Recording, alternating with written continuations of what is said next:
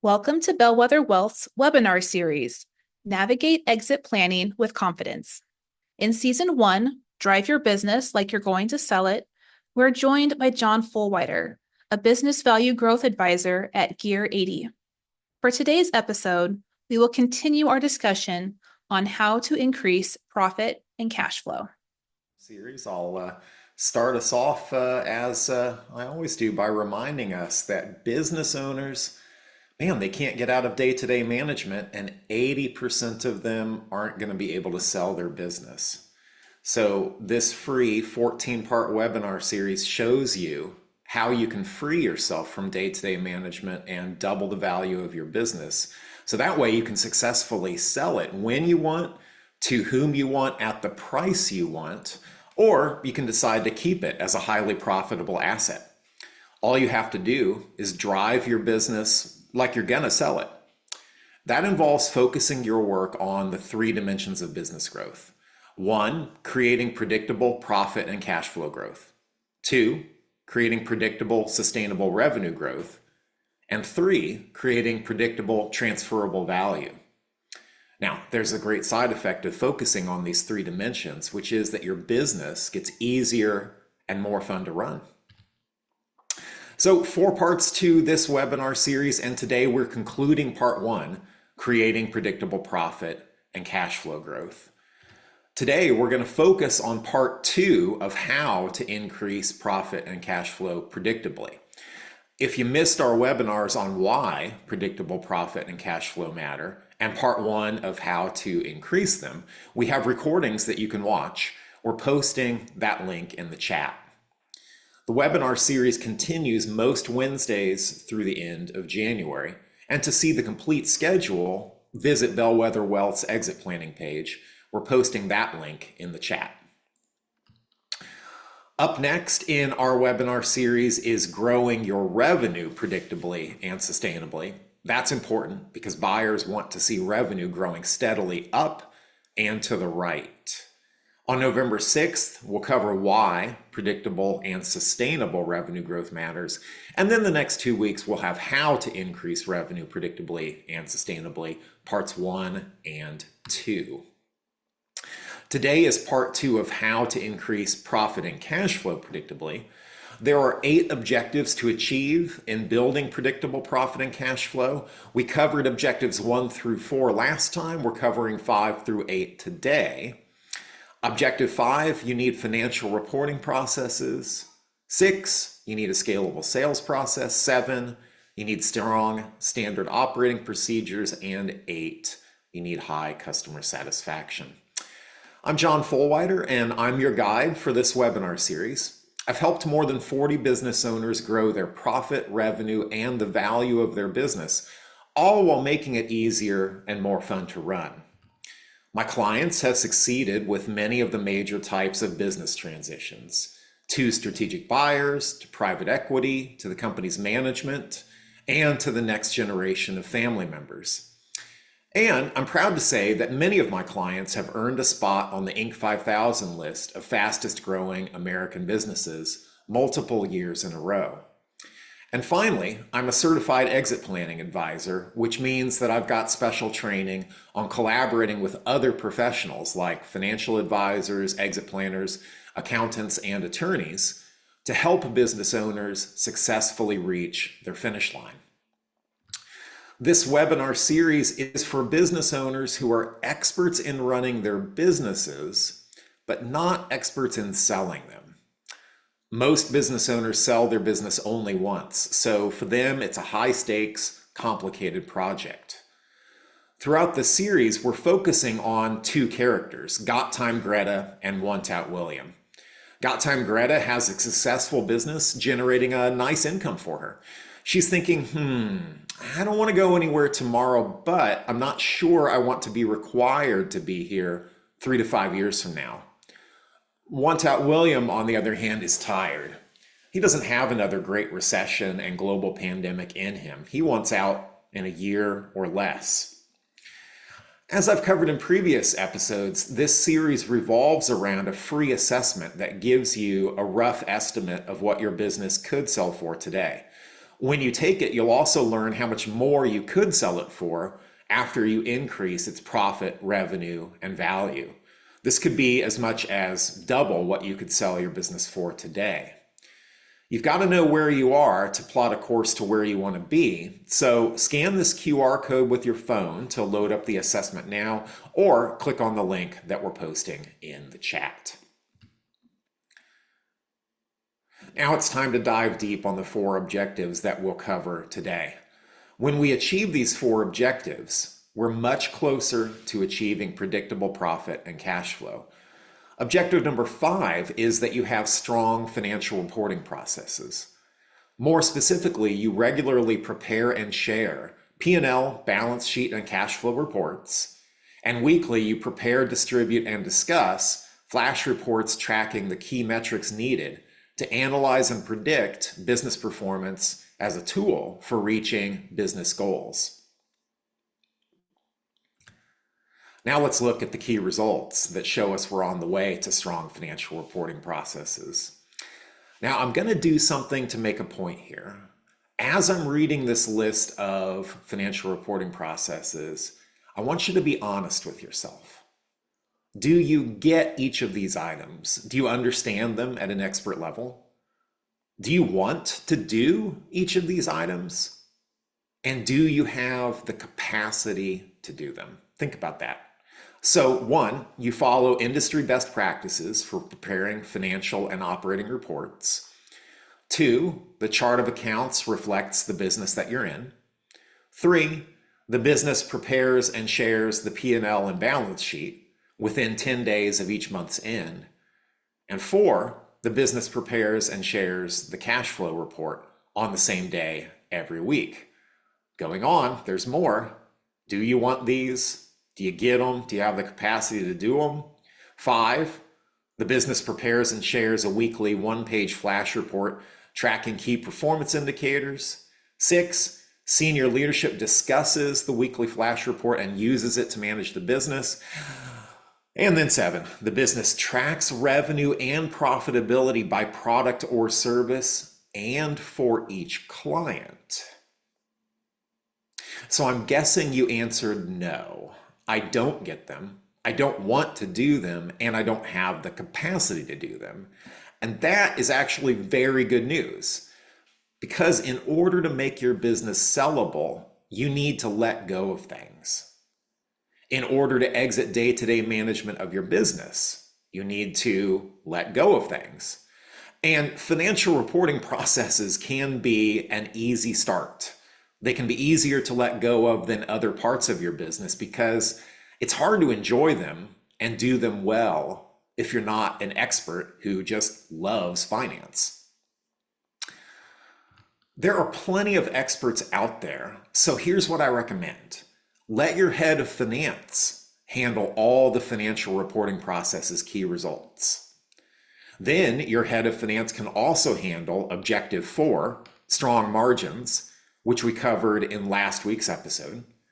We're putting a link to the recording of that episode in the chat. Then your head of revenue can own the scalable sales process we'll discuss later, as well as objective number 3, recurring revenue that we covered last week. And finally, let's have your head of operations handle 3 objectives. Number 2, productive and loyal people from last week. And number 7 and 8, strong SOPs and high customer satisfaction, which we'll cover today. As you can see, all I'd like to see you, the owner, handling is building an effective senior leadership team.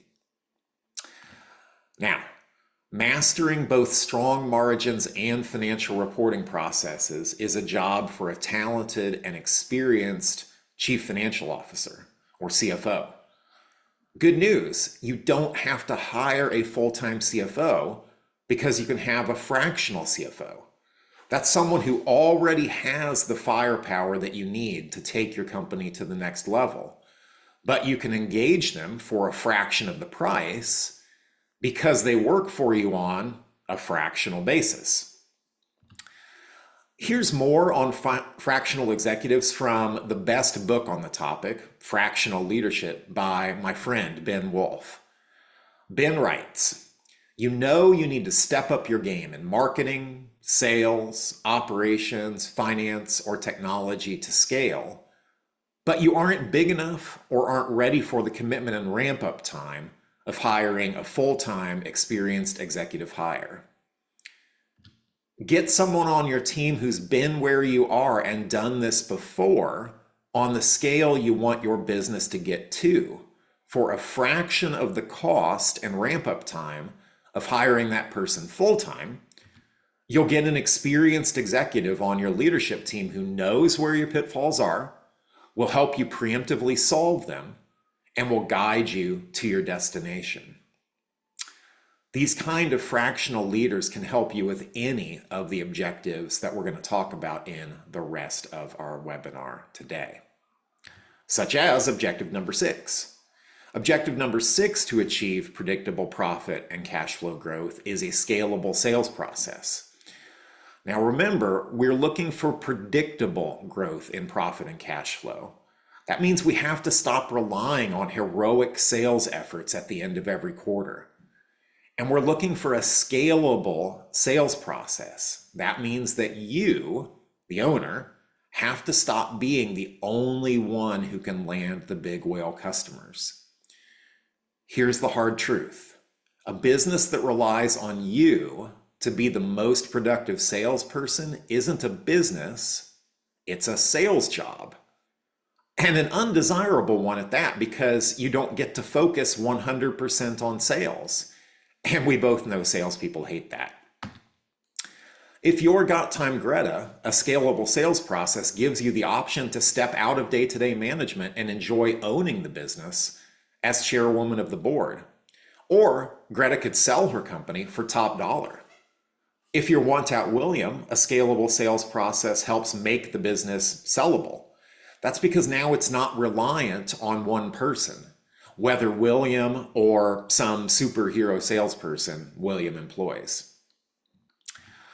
We're talking about how to get predictable profit and cash flow, and 4 of our 8 objectives are about processes. Processes are about predictability. Processes are about profit. Now, I'd say about half the 40 business owners I've helped grow their profit, revenue, and business value were not big fans of process. They were more the let's figure it out when we get there, ready, fire, aim type of people. It's for that type of business owner I'll quickly share 3 of my favorite quotations about the value of business processes. We're talking about processes all throughout the rest of this webinar, so I just want to get you in the right mindset before we go further. The first one comes from Greg Cleary, who created the Pinnacle Business Operating System. He says processes run businesses, people run processes, and processes take pressure off of people. So if you care deeply about your people, and every business owner I've worked with does, you can think of solid processes as a solid way to care for your people. Michael Gerber wrote one of the most famous books on systemizing businesses almost 40 years ago, and it's still a must read. He says, systems permit ordinary people to achieve extraordinary results predictably. Would achieving industry-leading profit and cash flow be an extraordinary result for you? Yes, systems will get you there. Would predictable profit and cash flow make your business attractive to a buyer? Yes, systems will get you there. Each system is perfectly designed to give you exactly what you're getting today. That's from W. Edwards Deming, the father of the modern quality movement in manufacturing. And here's a follow-up from me. If you don't like the results you're getting, you have to change the system. So here are some of the key results that show you're on the way to a scalable sales process. 1, the business uses a written sales plan. 2, the business uses a written sales process. 3, the business uses and tracks sales performance metrics. And 4, the sales team actively uses an up-to-date CRM. I get this is a lot. Getting salespeople to follow a process and update the CRM is like herding cats, pulling teeth, or teaching a fish to ride a bicycle. Just remember why we're doing this. We're either preparing to sell by following the due diligence checklist, or we're preparing to keep our business by PEing yourself and growing your company dramatically. Objective 7, your business has strong, documented standard operating procedures that ensure consistent delivery on the promises made to the marketplace by sales. 1, the business has strong documented SOPs ensuring smooth delivery of all products and services. 2, the business tracks delivery to quality specifications. 3, the business tracks delivery to time specifications. And 4, those performance metrics on quality and time are shared across the entire company.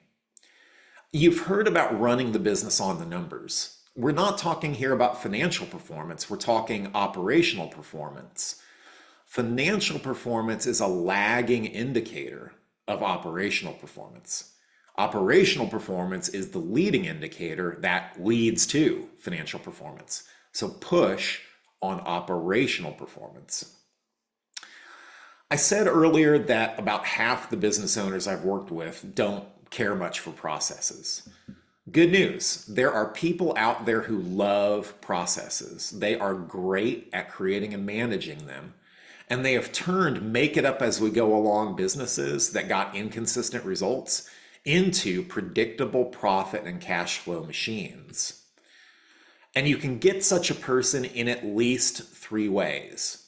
1, you can engage a fractional chief operating officer. You might also look for the titles fractional integrator or fractional second in command. See, there are executives out there who have been there and done that. They've taken a company like yours from, say, 3 million to 10 million, or from 10 to 25, or 25 to 100, and they want to do it again. That specific growth stage. They're specialists. Second option, you could also hire such a growth stage specialist full-time. Third option, the slowest one, you could develop your internal talent. If you choose this option, be sure to get them into a professional peer group and give them an unlimited book buying budget. And the first book to buy then is Systemology, which is the system for creating systems. Just a couple of quotations from this book.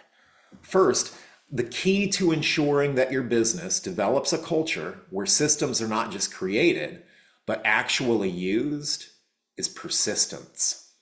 You need to break through old habits, replace them with new ones, and reach the point where your team knows this is just how we do things around here. This is about who should be managing the transformation of your company into a system-centered business that's dedicated to following processes and procedures and rejects the ad hoc style of working. Now, here's what this has all been building up to: high customer satisfaction. Specifically, your business routinely measures customer satisfaction and uses this information to manage and improve performance. We've been talking about 8 objectives that together create predictable profit and cash flow. So why does high customer satisfaction matter in growing profit and cash flow? Well, at least 2 reasons. 1, satisfied customers are less price sensitive, so you can raise your prices.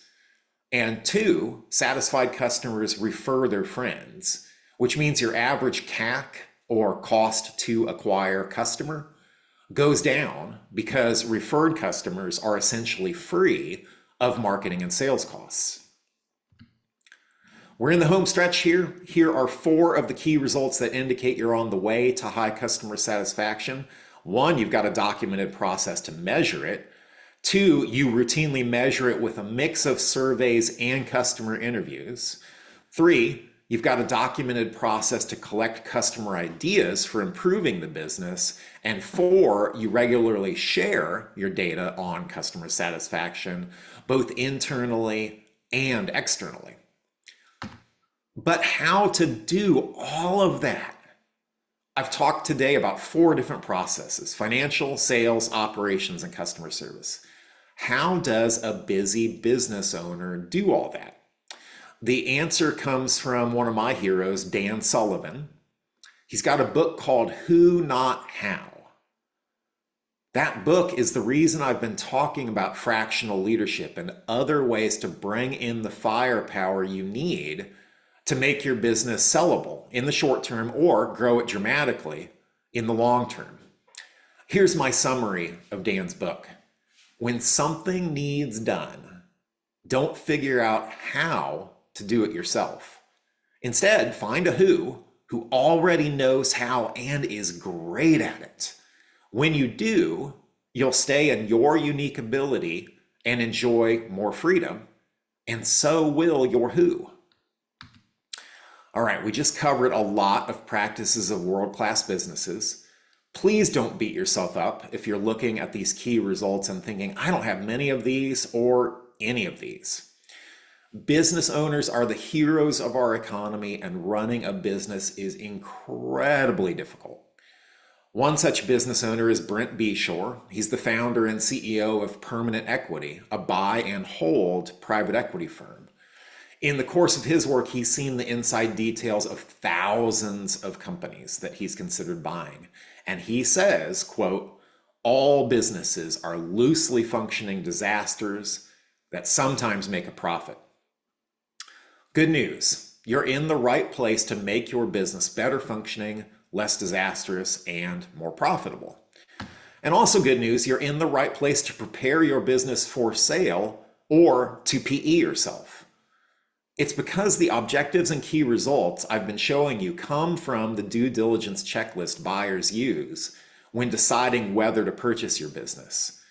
Due diligence is like a high-stakes test that your business takes. And with what you're getting from this webinar series, you get the test questions before you take the test, and you get to improve your answers before you take the test. This same material is also part of the private equity growth playbook. Private equity firms buy companies like yours, grow them dramatically over 3 to 7 years, and then sell them again at a premium. With this playbook in hand, you can PE yourself. That is, you can more aggressively grow your company like a PE firm would while still protecting your non-financial values, like taking care of your loyal employees and keeping your operations in your community. And that's it for today. Our series continues next week with part 2 about growing your revenue predictably and sustainably. Next week on November 6th, we'll cover why predictable, sustainable revenue growth matters. And then in the following 2 weeks, we'll have parts 1 and 2 of how. With that, it's time for Q&A. Remember to type your questions in the Q&A section of your Zoom window. Someone on the Bellwether team is going to read each question aloud, and then I'll answer them. So what questions do you have? Okay, John. Here's a fun one. Okay, I'm ready. So how can I get started on documenting processes, and what if I get pushback on that? I'm so glad you asked, and you are right. You will get pushback.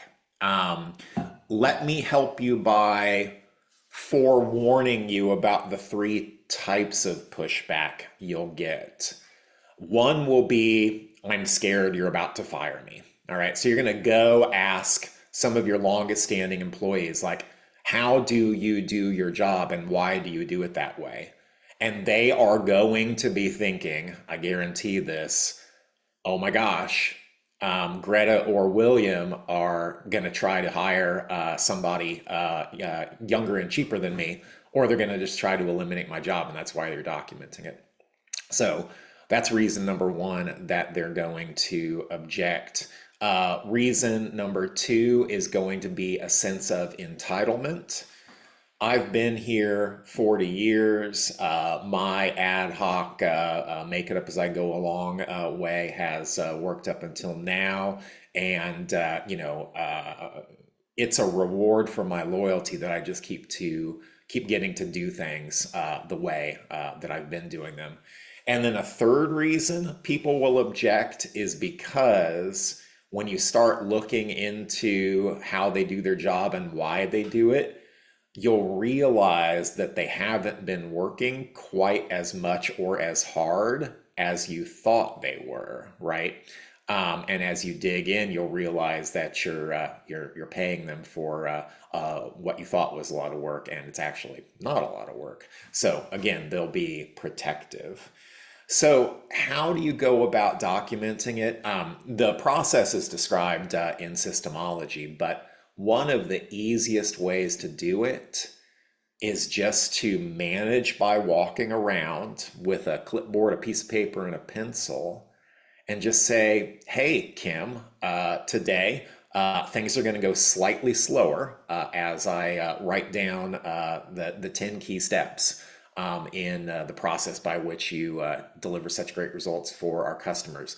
I'm going to ask you a few questions as we go along. I'm going to write these down. There's a lot more to it in terms of how you would present that so that it doesn't scare off your employees, but that would be the basic process. Now, the upgraded way to do that is to have your marketer on your team, an intern, or maybe somebody from an external marketing agency go around and record the people doing their jobs.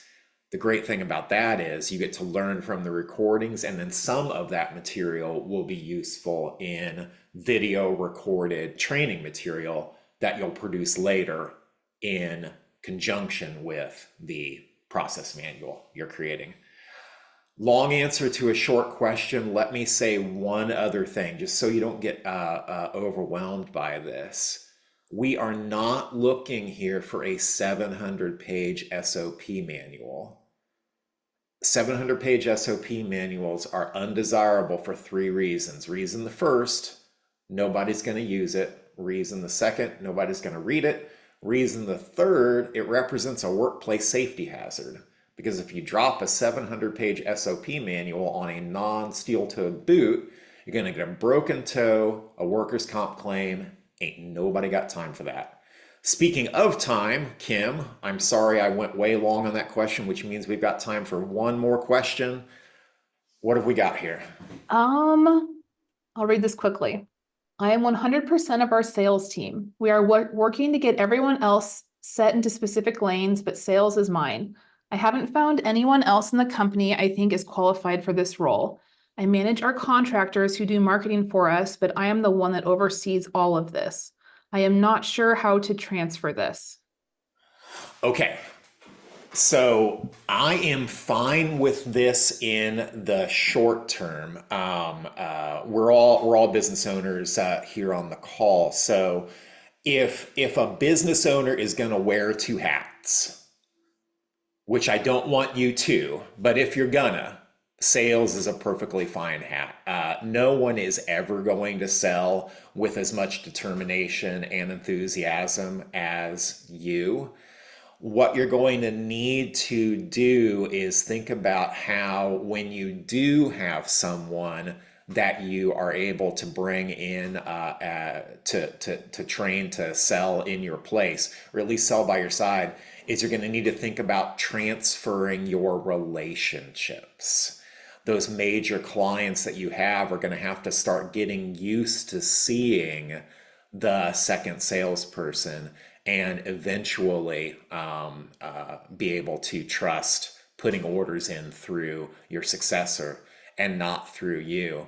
I've actually got a fun story that we don't have time to share on how this worked with a not-for-profit CEO who transferred her relationships to her development director well in advance of her leaving the organization. And it worked spectacularly in providing a smooth transition in fundraising for that organization. So I can tell you more about that story if you just drop me an email, john@gear80.co, gear80.co. Email me and I'll tell you that story on the email. Okay, Kim, we're out of time. So let me just do some quick wrap-up comments. Sorry for going a minute late, everyone. I'll wrap this up in less than 30 seconds. You can free yourself from day-to-day management. You can free yourself from being the only salesperson and double the value of your business if you'll focus your work on the 3 dimensions of business growth. You know what these are by now: predictable profit and cash flow growth, predictable sustainable revenue growth, and predictable transferable value. All you have to do is drive your business like you're gonna sell it. I'm John Fulwider, and I'm looking forward to seeing you next time for why predictable sustainable revenue growth matters. Have a great rest of your week, everyone.